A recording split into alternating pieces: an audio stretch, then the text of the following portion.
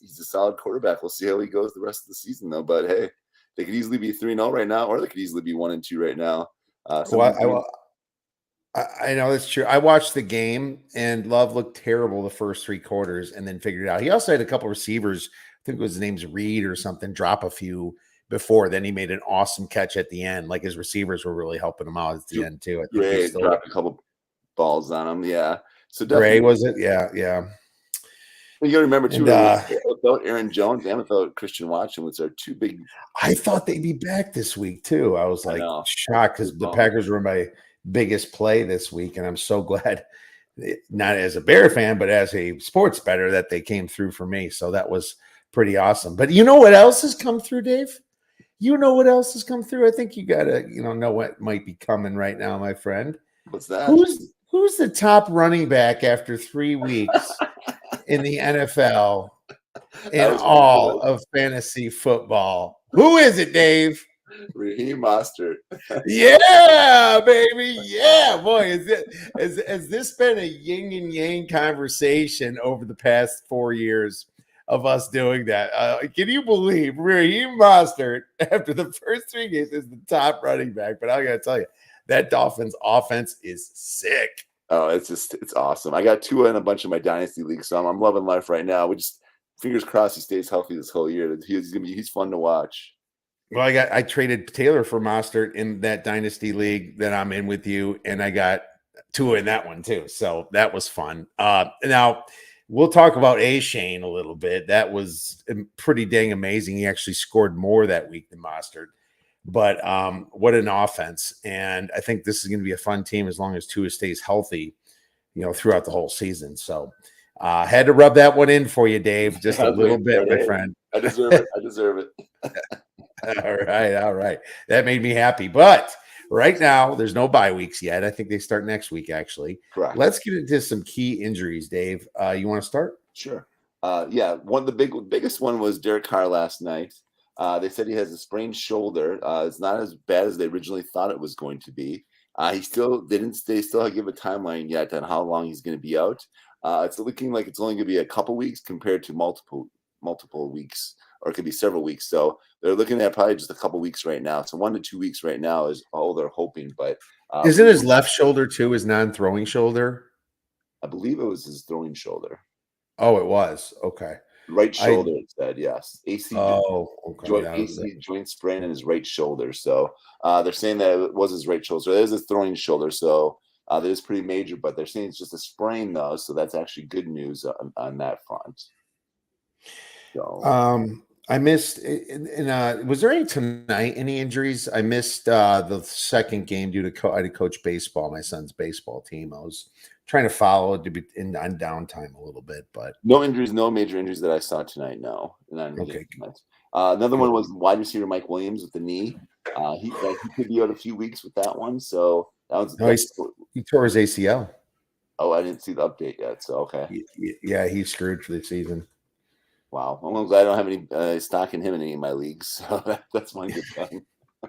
Yeah. It's after the game, was taken and evaluated for concussion. I watched that game actually, and Jimmy Garoppolo was hit really hard, and he did come out of the game then. I didn't think he was coming back in the game then, but they still put him back in. So you got to kind of wonder about the concussion protocols again for the NFL, especially with all the stuff with Tua last year.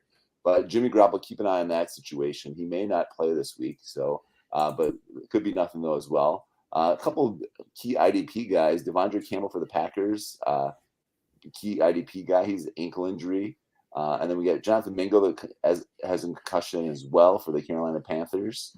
And then Gus Edwards has concussion again. So a lot of concussions this week actually in the NFL. But what did you have? Any other ones? I had all those except for I added Julius Chestnut, being that he's the second string for the Titans. He was hurt against the Browns running back. So Julius Chestnut was banged up. He hurt his hammy against the Browns. So a little bit depth hit for the Derrick Henry. And on the good injury front, Joe Burrow did play tonight. No TDs, and he had a couple interceptions, but he did play, and he did look healthy tonight. So that's one good thing on that injury front going forward. Yeah, I'm glad they won that game too. I was sweating that one out myself. Well, it's nice. Not, I mean, it sucks to lose Mike Williams. Besides that, nothing too serious. Derek Carr, who cares? Sorry, Carr. It's just you're not my guy. Uh, well, I'll go with the waiver wire then, and obviously for the Carr injury, you're going to pick up famous Jameis from the Saints, and he's got probably a higher ceiling a little bit than Derek Carr, but also a lower floor if he throws 5 to 6 picks in the game. So that could always happen with him. I hate to say it, but I think Jameis Winston did help us win the game this past week. When he came in, they could not really move the ball. He did not look good when he came in either this past week. So, but I do agree, definitely a high ceiling. He can go off for 300-400 yards easily in a week and throw 2-3 touchdowns. But do kill him, and he'll get first team reps this week. So that could help him. Running back Devon Achane, oh, man, I mean, what a beast! And he's available in almost every league. Only owned in 16% of leagues. I guess people weren't buying his before, but to be honest with you, he was a massive part of that Miami win. Now, you wonder if it comes down to the end, if they're really, in a tougher, closer game, is it all Mostert? I don't know. I think either way, this guy is going to get 30 to 40% of carries for Miami. I think he's going to be a massive pickup here, and prepare to spend some money on him. Now, you might want to pick up Jeff Wilson or somebody that's currently on IR that's going to come back too, because you want to make sure that he's kind of handcuffed a little bit, because those San Francisco 49er systems, like Mike McDaniel was part of that, they really run the running backs into the ground. So just remember that one. Yeah, and Wilson's supposed to be back in week 5, just like you said, though. So they said that he could possibly be back and take away a lot of his carries. So, yeah, just keep that in mind. Yep. And wide receiver Tank Dell from Houston was massive with 21 targets and 15 catches. Just amazing. 21 targets for Tank Dell. What? Well, CJ Stroud's starting to pan out a little bit, so I thought that was kind of interesting. It feels good. I drafted him too in that dynasty league. Kind of stashed him in my taxi right now. Wide receiver Josh Downs had 24 targets for the Colts too, Dave. Josh Downs, I was really shocked at that. Yeah, definitely like both of those guys. Yeah, why not? And tight end Zach Ertz kind of came back from the dead a little bit and looked good for Arizona. We'll see if that can keep up, but that was interesting. Kylan Granson for the Colts got a good game with a touchdown.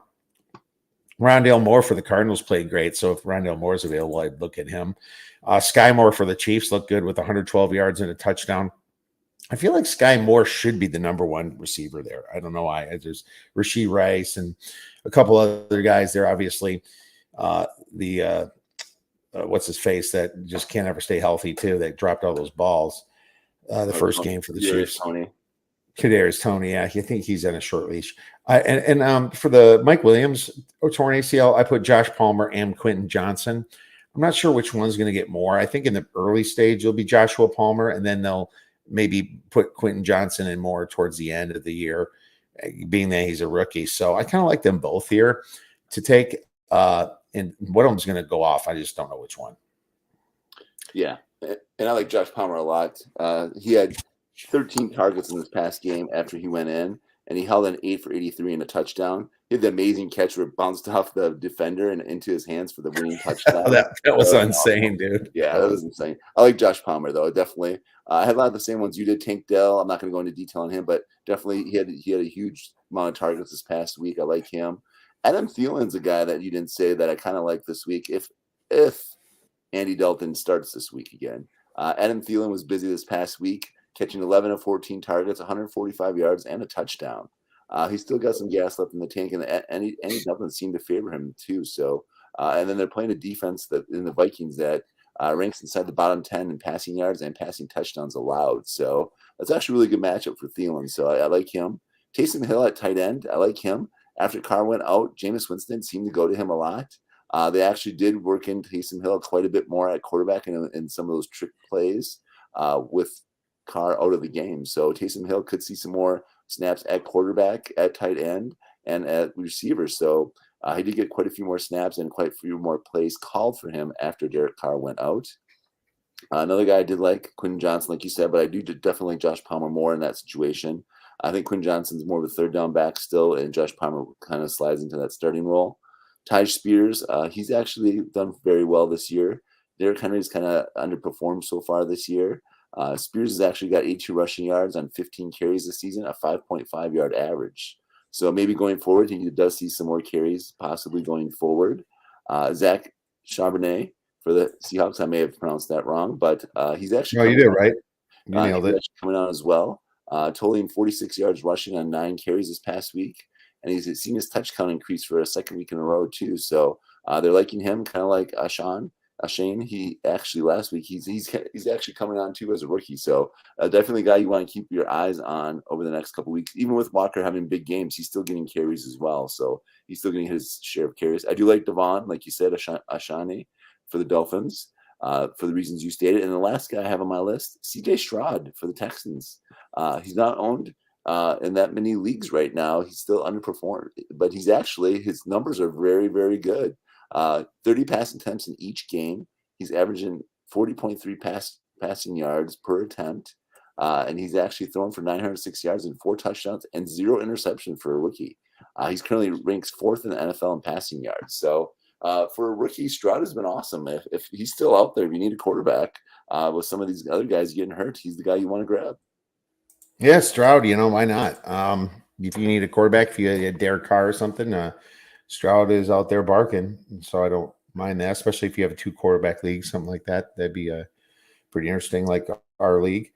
No, love it. Let's move into players trending up, or non-starters at least trending up for week 5 or week 4. NFL. Yeah, week 4. First one off my list is going to be Jaden Reed. With Christian Watson out, he may be back this week, but Jaden Reed has actually been coming on for the Packers. He had a couple touchdowns the previous week. He had some big catches this last week as well. So I like him as trending up right now, especially if Watson is out again. They're going to look to him against the Lions. That's a big matchup this Thursday night. So definitely one I will be watching. Another guy that's trending up, I do like against the poor Minnesota defense, who I just talked about, is Adam Thielen. I like him against the poor Vikings defense. And then I also do like Bryce Young if he does play, but otherwise, if not, I do like Andy Dalton against the Vikings defense too, since they have such a horrible defense and they rank him towards the bottom and giving up passing yards and passing attempts allowed. I do like him as well against the poor Vikings defense. Actually, one guy I'm going to like this week who might be on the down slope right now, I like Josh Fields this week against the Broncos. Broncos just gave up a 70 spot to the Dolphins. Fields needs to bounce back and have a good game. Bears are in disarray right now. I hate to say it, buddy, but they are. Defensive coordinator issues. Not like I'm not used to it, my friend. But I'm looking for Josh Fields to bounce back. He's got to have a good game sooner or later. And I think this is the game against the Broncos. They're both 0-3. Someone needs to win this game. I hate to say it, but I think the Bears have a shot if Josh Fields Justin Fields has a good game this game. So I'm picking him. Actually, I like him. I like Deshaun Watson, even though he's playing the Ravens, who are pretty tough. I like Deshaun Watson this week. He's been actually trending up these last couple weeks, and he's looking better every week. So he's a borderline starter, though. I would say he's a borderline starter. He's borderline, though. And Jerome Ford too had a nice game too with his first start with Nick Chubb out too. So I do like Jerome Ford as well. I like both of those guys this week, even though they're playing a tough Ravens D. I do like them. Kenny Pickett. I think Jerome Ford is definitely a starter. I mean, he's Nick Chubb's role right now. He's one of the top running backs I would play every single week. Okay. Well, I'll cross that one off my list, though. But how about Kenny Pickett, though? Kenny Pickett is a guy you're not usually starting. I like him against the poor Texans D. So Texans have a lot of points to quite a few people. So I do like Kenny Pickett this week, actually. No, that's for sure. I agree with you. And no, you used Jerome Ford once. I'm not like saying, no, you can't do that. I'm just saying that, I think going forward is, going forward, he's going to be, just remember him. That's all I'm going to say. I do like Josh Downs, who we talked about as a guy we're going to pick up this week. I do like him trending up against the Rams. Rams have a decent defense, but Josh Downs is definitely on the upswing here. I do like him this week. I do like if he does start like Jameis Winston this week against the Buccaneers. I don't think the Buccaneers' pass defense is that good. I do like Jameis Winston this week. I do like DeAndre Swift, who's a borderline starter right now. 2 good games in a row. I think he's the starter now, actually, there. He had another good game tonight, over 100 yards. He had more than Gainwell, didn't he, this time? Yep, he did. And he had over 100 yards tonight, and Gainwell did it. But they had similar amount of carries, but DeAndre Swift is definitely trending up after last week and this week in the great game. I'm glad I won without him because I started the wrong one. I started Gainwell. So oh no, I won by 10 anyway, though. So oh well. Yeah. Usually I lose those situations. Yeah. I like Josh Palmer this week against the Raiders. I do like Mac Jones against the Cowboys. Their defense is with losing Trevon Diggs. That was a huge loss. I do like Max Jones this week against the Cowboys secondary. Their secondary is hurting right now with the loss, that huge loss of Trevon Diggs. I do like Ronald. Actually, no. Sorry, I'm going to take that one back. But I do like the Seahawks this week. I like Kenny Walker. And I do like Geno Smith against the poor Giants defense. Yeah, I agree with most of those. I have, of course, A. Shane against the Bills Yeah. for another week. You got to throw him in. Javonte Williams, I even mentioned because he kind of got downgraded since he's been bad with the Broncos. But I think against the Bears, D is going to be good. And on the other side, yeah, I put Justin Fields. Sure, he might have finally a good game. And it sucks for just people that drafted Justin Fields. Dave and I tried to warn you guys about it, and if you didn't listen, you didn't listen. But maybe you can scavenge something by grabbing, just like we said, off the list, Houston Texans QB, and that would be huge for you. I think there's a couple guys out there, Kenny Pickett, like you mentioned, that would make up for that Justin Fields draft pick. So you have that. Devontae Smith versus Washington's bad pass D, probably a starter. Khalil Herbert versus the Broncos bad D, going back to the Bears. Tyler Lockett versus the Giants D. So I agree with Geno Smith and Tyler Lockett. Zach Moss versus the Rams poor run D. I like that one. Yeah, I like the Zach Moss one. Yeah, you saw, what's his face run all over the Rams tonight. And the Rams just don't have a good run D, and it's really starting to show. Elijah Mitchell versus the Cardinals poor run D. So I think Elijah Mitchell, second stringer on the 49ers, is going to give CMC some rest. Wide receiver Cortland Sutton versus the Bears pass D. I like him too. So this could be a really ugly scoring type game. I think he could have a bomb from Russell Wilson. And then Quentin Johnson, I put versus the Raiders D. But to be honest with you, you talked me into Josh Palmer, I think, a little bit more. I think I would rather put Josh Palmer there. So I'm going to probably switch that. But Quentin Johnson could have a big game too. It's just I do like Josh Palmer actually a lot in that game. I mean, he's one I forgot to mention actually, but yeah, I do like that matchup too. And you know what? I'm going to add Jared Everett too. I'm going to add him. He's a good tight end. Yeah, I like that one too as well. And I do like the Javonte Williams one. That was one I forgot. The Bears have one of the worst, I think, rush defenses in the league against the run. So I totally agree with you on the Javonte Williams one. I like that one too as well. All right, then we'll move into bust then. And I have Josh Dobbs versus the 49ers. He had a great game versus the Cowboys, but sorry, I'm not playing him versus the Niners if he can't help it. Wide receiver or quarterback Mac Jones versus the Cowboys D is a little dangerous, I think. I know you kind of liked him, but I disagree with that. I had to put him on my bus. I just think the Cowboys D, even without Diggs, is going to come for revenge after being embarrassed last week. They could be mad. And Micah Parsons is a beast. I'm not going to argue with you on that. But I think the Trevon Diggs is a bigger loss than they're letting on for the Cowboys. So we'll see what happens this week. Definitely. All right. We'll see what happens. Wide receiver Garrett Wilson versus the Chiefs defense is very rough. And as a matter of fact, I hate to say it, but Garrett Wilson's getting downgraded for the whole rest of the year until they get a quarterback over there. That's really sad that Wilson's throwing to Zach Wilson's throwing to Garrett Wilson. It's one of those Wilsons don't belong. And we know which one that is, my man. Dalvin Cook versus the Chiefs defense is also rough. It's like, what's he going to do? Their Breece Hall's the number one guy anyway. So Dalvin Cook's kind of a bust. James Conner versus the 49ers defense is a bust. Jordan Love versus the Lions defense is rough too. I think the Lions really stepped up their D. I know that they screwed up a little against Seattle, but one of those was a pick six. But the other two games they played really solid defense. Held the Falcons to like 6 points or something most of that game, and might even the whole game actually. And then running back Brian Robinson from the Washington versus the Eagles D, I think is going to be a little rough too, Dave. No, I agree with you on most of those. I said the same ones. 49ers, I don't like Dobbs or Connor against a tough 49ers D. I don't actually like Pachenko or Jerick McKinnon against the Jets D. They have a good run D, and they still have a really solid defense. So downgrading them. Mahomes is still going to get his, but I don't like the running backs against the Jets D. They got a tough defense. I agree with you, too, with the Commanders. I don't think Sam Howell or the running backs for the Commanders, Robinson or Gibson, do anything against Eagles. They have a tough front four there. That their line is pretty stacked there. I don't like the Buccaneers against the Saints, even though the Saints gave up some points to the Packers at the end. Their defense is still legit, and they still have one of the top run defenses, I think, too, as well. I don't like Rashad White against the Saints. They have a really good defense, actually. I don't like the Titans. Rashad White hasn't done much this whole year yet. No, he had one good game, and that was previous week. So I'm definitely downgrading him. He's probably one that's kind of probably been on my trending down list actually this week as well. I don't like the Texans against the Pittsburgh. I think Pittsburgh's defense has been playing better every week this year. TJ Watt is just a beast too. Plus, he's a former Badger. So, but yeah, former Defensive Player of the Year, TJ Watt. He's been looking better and better. The Steelers' defense as a whole is just looking better. This may be the first week that he struggles a little bit. And I don't like the running backs there. Eagles Singletary's kind of taken over for Dameon Pierce, so definitely downgrading Dameon Pierce. He hasn't really done much all year yet, and they're playing a tough Steelers D as well. So I'm downgrading that one.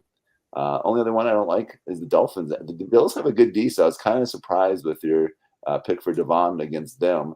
But I don't think he does have a good day against the Bills. The Bills have a tough D, and they're playing. Yeah, I watched that game last year though. Miami put up a ton of points in like a snowstorm against the Bills. Miami just has a great coach and a great system, so that's why I still like him this week. And you know what?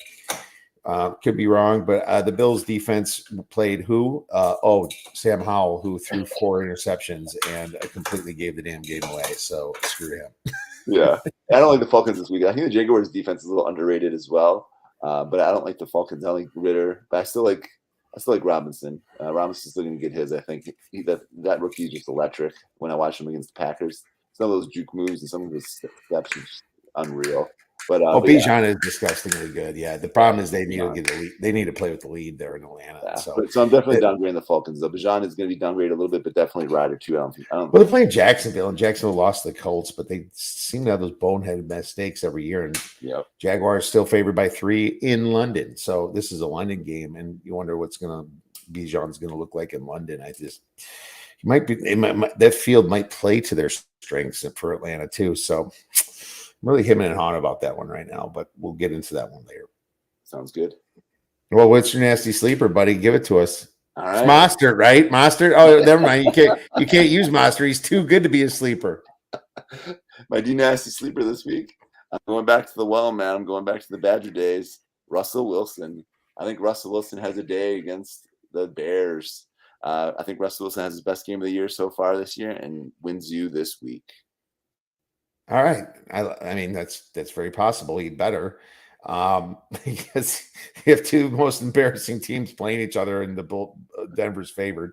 Now my nasty sleeper is running back Zach Moss, and I kind of mentioned him already against the Rams defense. As you see, Mixon ran all over the Rams.